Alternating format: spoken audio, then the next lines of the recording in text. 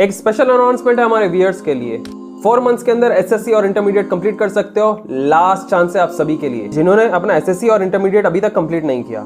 Last day of admission 30 तारीख 11 नवंबर 2023। बेहतरीन golden offer है। फर्स्ट टॉपर को 30,000 रुपीज कैश दिया जा रहा है और सेकंड टॉपर को 20,000 रुपीज का कैश दिया जा रहा है। अभी तक 200+ स्टूडेंट्स ने क्रैक किया है उनका एसएससी और इंटरमीडिएट रिजल्ट टॉस के जरिए, वो भी इंस्पायर एजुकेशनल एकेडमी से। टॉस जो कि तेलंगाना ओपन स्कूल सोसाइटी है, जिसमें आप अपने 2 साल का कोर्स 4 महीने के अंदर कंप्लीट कर सकते हो, वो भी सिर्फ एक सिटिंग में। MPC, BiPC, CEC, MEC. Starting age 14 साल है, उसके आगे की कोई लिमिट नहीं है। खाली सिर्फ 5 पेपर रहेंगे, नो मैथ्स नो तेलुगु।